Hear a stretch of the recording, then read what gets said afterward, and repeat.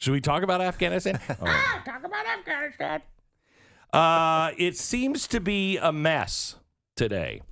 And I would like to make sure that Joe Biden gets all of the credit for this. Now, I disagree with our mission, and I'll tell you what I think we should learn from it here in a minute. But remember, he said the Afghan army was fully trained and ready to just take over and keep the Taliban at bay. How much of Jason? How much of Afghanistan is now gone? Oh, it's over 75% right now. It's pretty much the whole country. So they're doing a really good job. Bang up job.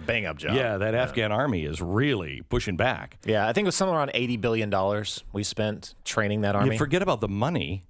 And that was just in training. Yeah. Forget about the money. How many lives were lost? How many lives were lost? This is an abomination. And can we please learn our lesson? This started over 100 years ago of let's do nation building. It doesn't work. We should have gone in and said, oh, I'm sorry, Taliban. You want to play this game? Okay. We're going to bomb the bat snot out of you.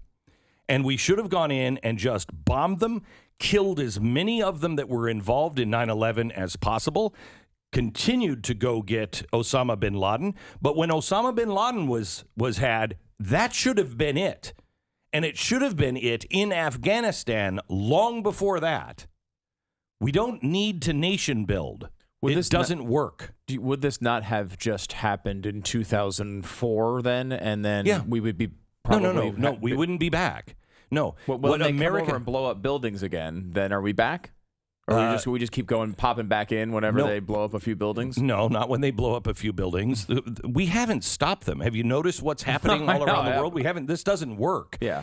You have to do everything you can to be an unbelievable, breathtaking, overwhelming force on the people who perpetrated it, and just make a statement that takes the breath out of the lungs of everyone around watching, going, don't hit America again.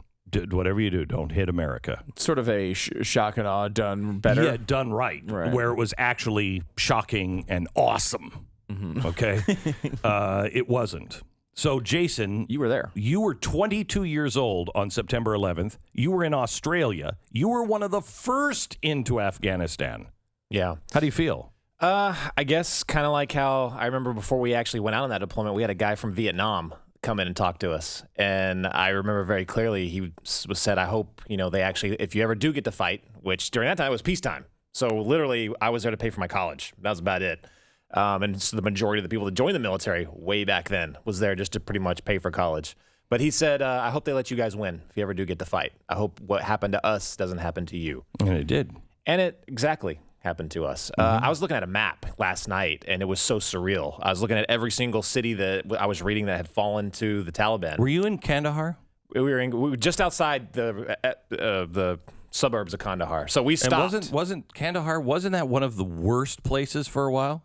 Where was the place that it was like deadly for us to go in, and we finally They were took like it? hanging people off of the bridge. And is that the one you're What talking was about? that? Yeah. Well, yeah, Kandahar was bad, but in the north, it was also bad. The majority of the Al-Qaeda fighters were up north. When we went in, it was pretty much, it was lightning fast. We went into the south, my unit did. The Rangers and the Horse Soldiers, famous, they were up north. But we went in the south, and Kandahar, Lashkar Gar, these are a bunch of names that are starting to flood back. Kandahar and Jalalabad, yes, I do remember those two. The deadly Helmand province, which a lot of people have talked about. We went right in there and pretty much cleared the Taliban out. They ran to the hills. They ran to the border of Pakistan where they could hide. It was very, very fast. Looking now at all those cities, I'm like, I can remember every single one of those little villages and capitals. I sat in those, and so what is the average person in the ones that were not for the Taliban?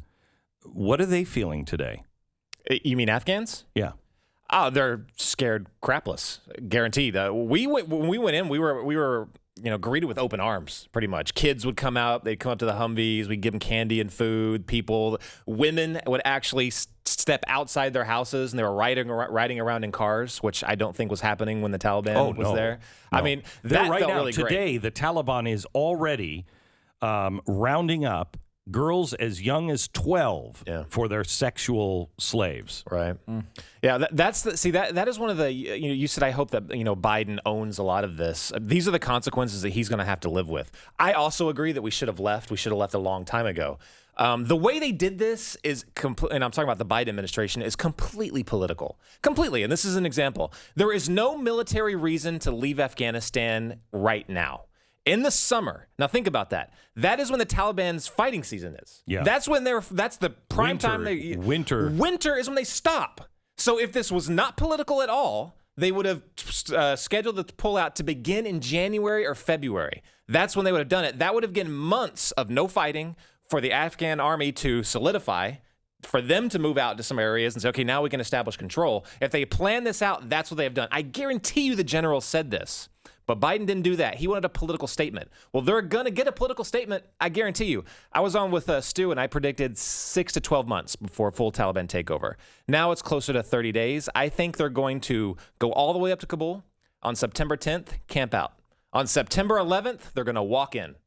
Guaranteed. That's the political statement they're going to get. God. Now, let me say this to Stu, you remember we were together, I think, on the air when they were blowing up the statues of Buddha. Do you remember that? Mm-hmm.